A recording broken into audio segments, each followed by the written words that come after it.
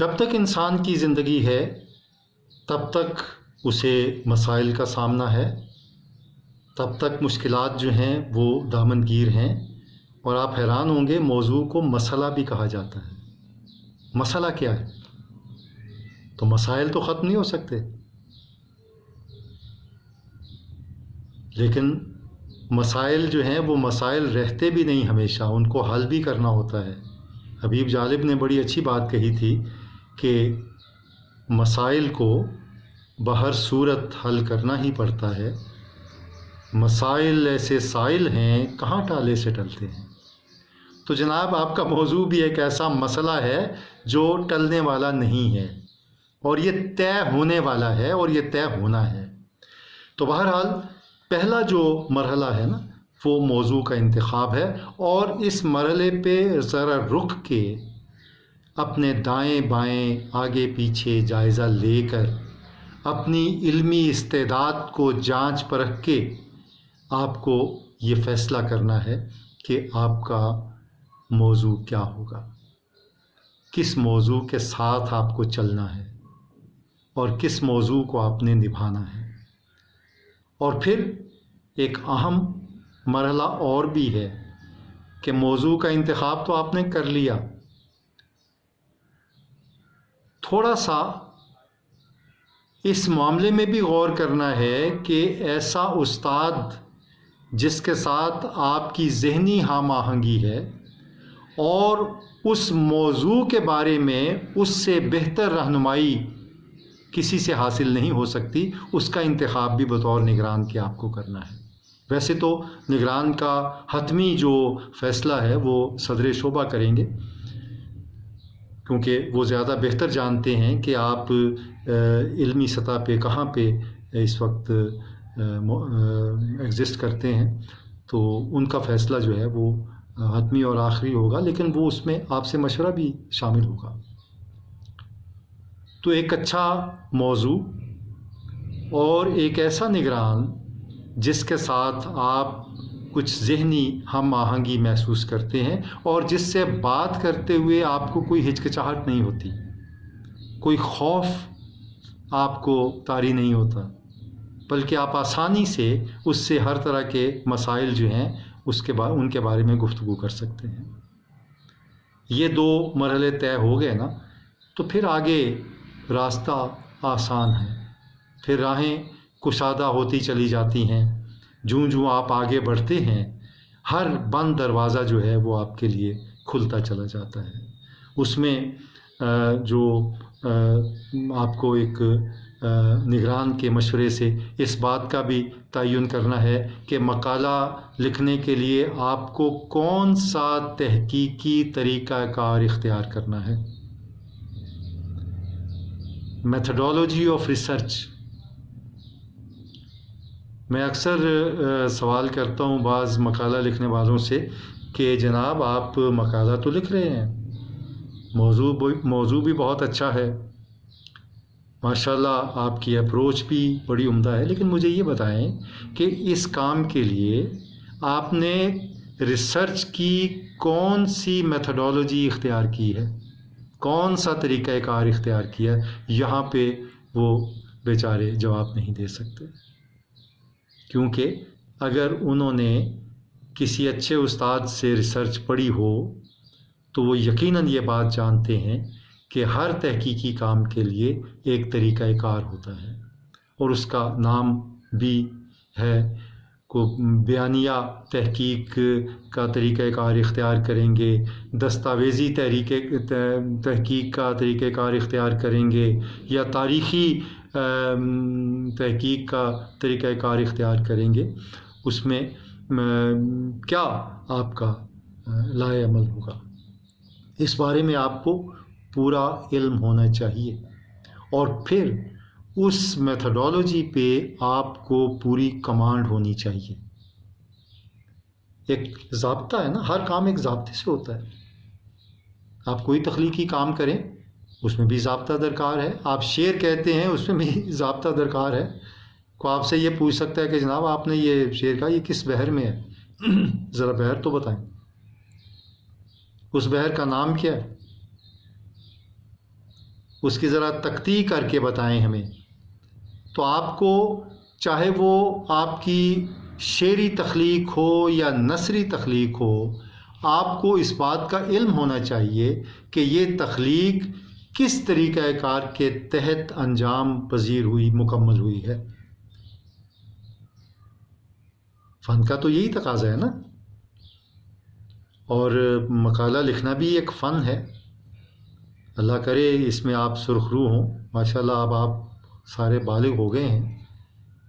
عمر سے تعلق نہیں ہے بلوغت کا تعلق تجربے سے ہے، اور 2 سیمسٹر جو ہیں 8 سال تو 8 مہینے تو آپ نے گزار دیے۔ 8 مہینے میں بھی اگر آپ ذہنی بلوغت کی اس منزل پہ نہیں پہنچتے جہاں پہ علم کی اتھا تک آپ پہنچنے کا ہنر نہ جانتے ہوں، تو پھر اور کتنا وقت چاہیے آپ کو؟ تو تحقیقی عمل کا طریقہ کار اور اس کا تعین، اس کے بعد مواد کی فراہمی کا مرحلہ شروع ہو جاتا ہے۔ مواد کی فراہمی کیسی ہوگی کہ آپ اس دائرے میں رہ کے جو آپ کے موضوع کا دائرہ ہے اس کے بارے میں تمام ممکنہ مواد جس تک آپ کی رسائی ہے اس کی جمع آوری کا کام کرنا ہے۔ جہاں سے کوئی کتاب ملتی ہے اس کو رکھتے جائیں، جہاں سے کوئی صفحہ وہ فوٹو کاپی کی صورت میں ملتا ہے اس کو رکھ لیں، کہیں سے کوئی گفتگو آپ کے ہاتھ آ جاتی ہے اس کو رکھ لیں، کوئی ریکارڈنگ آ جاتی ہے اس کو ہاتھ میں رکھ لیں۔ کتابوں کی ایک فہرست، وہ تو آپ جب آگے دیں گے نا، جب آپ بنائیں گے سائناپسس جسے ہم خاکہ کہتے ہیں، تو اس میں آپ ان تمام کتابوں کی فہرست بھی دیں گے کہ اس مقالے کو لکھتے ہوئے میں ان کتابوں سے استفادہ کروں گا، بلکہ اس کا بھی کتاب کا وہ حصہ اس کا بھی تعین ساتھ ساتھ ہو جانا چاہیے جس کو آپ بطور اقتباس کے اس میں شامل کرنا چاہتے ہیں، اس کا حوالہ دینا چاہتے ہیں۔ اچھا، ایک بات میرے ذہن میں بیان کر دوں، جہاں تحقیقی طریقہ کار کا آپ ذکر کریں گے نا، وہاں پہ آپ نے حوالے کا طریقہ کار بھی لکھنا ہے، کیونکہ اس وقت حوالہ دینے کے کئی طریقے مروج ہیں۔ وہ آپ کو میں بھی انشاءاللہ بتاؤں گا، اور اس سلسلے میں ڈاکٹر عطا صاحب بھی آپ کو ضرور بتائیں گے کہ یہاں پہ ہم نے یونیورسٹی کے لیے کون سا طریقہ کار جو ہے اس کو منتخب کیا ہے، اور وہ زیادہ آپ کے لیے بہتر ہے اور زیادہ آسان ہے، حوالہ دینے کا طریقہ۔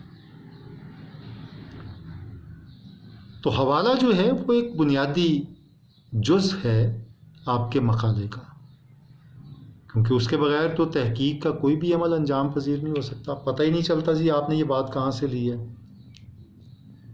آپ کوئی کتاب سامنے رکھ کے اس کو نقل کر کے لے آئیں، نہ اس کا آگا پتہ ہے نہ پیچھا پتہ ہے، تو وہ تو مقالہ نہ ہوا، مذاق ہو گیا نا۔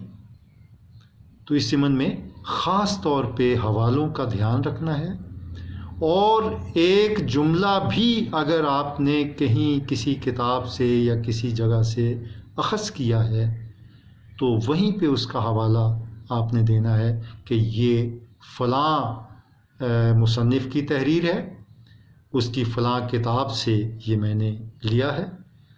ہم نے جو حوالے کا طریقہ یہ ہے کہ اس کے ساتھ ہی اقتباس کے ساتھ ہی آگے بریکٹ میں آپ مصنف کے نام کا ایک حصہ جو اس کے لیے باعث شہرت ہے، مثلاً آپ رشید حسن خان ایک نام ہے تو اس میں رشید کا لفظ آپ لے سکتے ہیں، رشید کے بعد کاما ڈال کے، اس کے بعد اس کی جو کتاب جس سے آپ نے وہ اقتباس لیا ہے وہ کس سن میں شائع ہوئی، 1990 میں شائع ہوئی، آگے 1990، اس کتاب کے کون سے صفحے سے آپ نے یہ اقتباس لیا، صفحہ نمبر 23 کاما ڈال کے صفحہ نمبر، یہ صرف 3 چیزیں جو ہیں یہ آپ کے حوالے میں ہوں گی، اور یہ آسان ترین حوالہ ہے۔ وہ طریقہ ہم نے بالکل اس سے صرف نظر کیا ہے کہ جس میں آپ نمبر دے کے تو اس باب کے آخر میں پورا پوری لائن دیتے ہیں کہ جناب مصنف کا یہ نام ہے، کتاب کا یہ نام ہے، یہ اس کا مقام اشاعت یہ ہے، اس کا پبلشر یہ ہے، اس کا سن اشاعت یہ ہے اور اس کا صفحہ یہ ہے. یہاں صرف 3 پوائنٹ دے کے آپ فارغ. اور اس کے جو فوائد ہیں وہ بھی آپ کو انشاءاللہ آپ کے علم میں آئیں گے، کتنا اس کا کتنا مفید ہے یہ اور کتنا آسان ہے. بہرحال یہ ضمنی بات ہے، اس پہ تفصیل سے انشاءاللہ آگے چل کے بات ہوگی. تو اس کے بعد مواد کی، جب آپ نے مواد جمع کر لیا تو مرحلہ آتا ہے مواد کی درجہ بندی. اب تو جو دکاندار ہے یا سبزی بیچنے والا ہے وہ بھی اپنی جو مال ہے اس کی درجہ بندی کرتا ہے. مثلا پیاز اس نے لگائے ہیں ایک چھابے میں، تو اچھے پیاز کی یہ اول درجے کے، اس سے کم درجے ان کو چن کے الگ کر لیا تو وہ دوسرے درجے کے پیاز، اس کی قیمت میں فرق ہوتا ہے. اب کہیں بھی چلے جائیں یہ مال کی درجہ بندی، تاکہ جو صارف ہے، خریدنے والا ہے، اس کو آسانی ہو. اور یہ آپ اپنی سہولت کے لیے، آپ کو اپنی بات مدلل طریقے سے، منطقی طریقے سے آگے بڑھانے میں آسانی ہو اور ایسا حوالہ آپ کو میسر آئے جو مستند ہو اور جو مضبوط دلیل کے ساتھ ہو. یہ درجہ بندی آپ نے خود کرنی ہے. یہ اول درجے کے حوالے اس فائل میں، یہ ثانوی درجے کے حوالہ جات یہ دوسری فائل میں، اور ان کی ضرورت عام طور پہ کم ہی پیش آتی ہے جو دوسرے درجے کے حوالے ہیں، لیکن کبھی کبھی کھوٹے سکے بھی کام آ جاتے ہیں. ان میں سے بھی کوئی حوالہ جو ہے وہ بھی آپ کے کام آ سکتا ہے، اس کو ضائع نہیں کرنا، اس کو سنبھال کے رکھنا ہے. تو یہ جمع شدہ مواد کی درجہ بندی یہ بڑا اہم مرحلہ ہے. اور اس کے بعد پیشکش. مانا کہ تیری دید کے قابل نہیں ہوں میں، تو میرا شوق دیکھ، میرا انتظار دیکھ.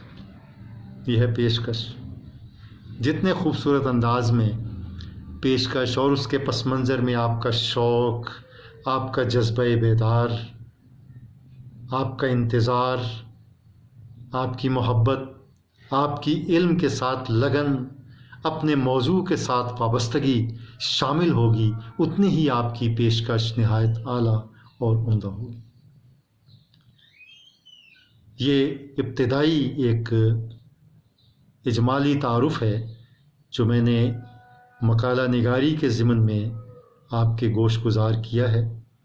مجھے امید ہے کہ آپ میری ان معروضات پہ توجہ فرمائیں گے اور میرے اس لیکچر کو 1 یا 2 یا 3 دفعہ جتنی بار بھی سننا چاہیں سن سکتے ہیں. آپ کے ہاتھ میں بٹن ہے، جب چاہیں دبائیں اور سن لیں، اور کوئی آپ پہ پابندی بھی نہیں ہے.